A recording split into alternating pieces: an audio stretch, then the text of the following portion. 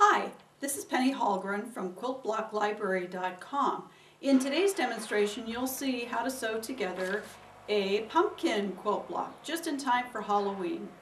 I'm going to sew this together showing you my shortcut ways, which is going to be combining some patches, so you'll want to stay tuned and watch carefully. When you get the pattern, you're going to see that actually in this corner these are going to be two half square triangles.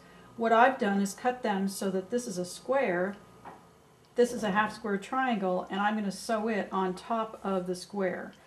There are a couple of different ways you can sew half square triangles together. One of them is this way, where you take a square and you sew a half square triangle on top of it. Another one is to take two squares, sew them together, and then fold one side. So I'm going to show you both ways in sewing this block together. And then this little piece is going to be sewn on the tip of that, so that that's going to complete the little pumpkin's eye. These two corners now have been sewn together. This one I haven't folded yet, this one I have.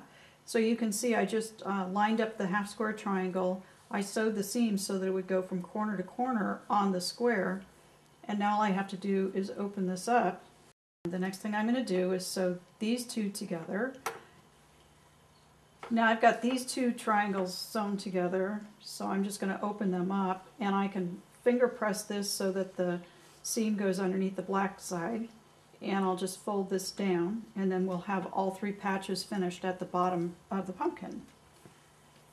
The bottom row is done now, and for this center row you can see this is pretty, there's nothing to do with that or that, but this is kind of a little interesting piece.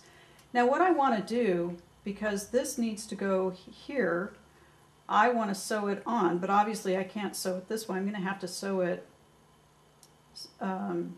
with right sides facing together. Now I've got this tip sewn on, and again you might be able to see that this isn't perfect, but I can use the bottom triangle as my base in order to keep everything straight. So I'm just going to sew this on together, and then once I've finished this side I'm going to sew that onto the half square triangles.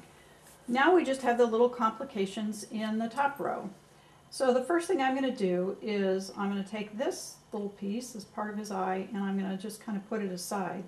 I'm going to fold these two right sides together, and then this gets stitched from corner to corner diagonally, and then I'll be able to fold this over, creating two half square triangles with this square as a base. These patches are now sewn together, and you can see that this is not exactly stacking up even either, but again I've got my base to straighten that out, so I'm not really going to worry about it. And I'm also not going to cut this away. I could re-sew it and get it straight, but I'm not going to do that either. I could cut this piece back and take this out, and that would reduce some of the bulk, but frankly it's extra time, so, and I don't mind having it extra bulky, so because this is just a little wall hanging and it's not going to matter. So the next thing that's going to happen is I need to sew this on just the same way that I sewed this on. These two are finished now, and all I have left is the center patch. So I'm going to sew these two onto the corners of this square just like I did here. I'm going to take this right sides together, line it up, and be sure that when I sew my 1/4 inch seam allowance and fold this down, that black is going to be in the corner, and then I'm going to take the other one and put it on top. Now I have all the patches sewn together, and one last chance to just kind of check and be sure that I've got everything. So I'm going to start sewing the top row together, and what I'll do is put these two right sides together and then sew down. And actually I'm going to change that a little bit, because what I'll do is sew these first two columns together so that I can chain stitch this. So the top row, the center two patches, and then the bottom two patches. So I'm going to chain stitch those and be back. It's starting to look like a pumpkin. So I've got these two columns sewn into partial rows, and so I'm just going to add the third one on here. Pretty easy, just right sides together, and I'm going to sew this together as a unit so that I can keep all of them together. They'll be easier to sew together and finish the block, and I'll also be sure that the pieces are in the right places. We're almost there. So I'm going to start by folding the top row down to the center row. top 2 rows are sewn together, and all I need to do is sew the bottom one on. I'm just going to fold that back up and sew the final seam in order to finish this block.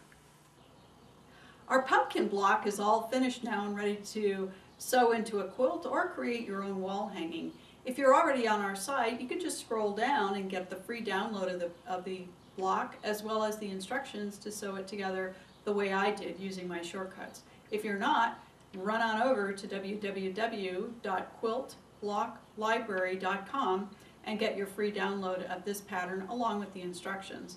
You can also purchase the instructions for putting together the quilt that's behind me that includes all 12 of the blocks plus the attic window frame, the sashing, and the piece borders. Pretty good deal. So thank you very much for joining us. Come again soon, and in the meantime, happy Halloween and peaceful piecing.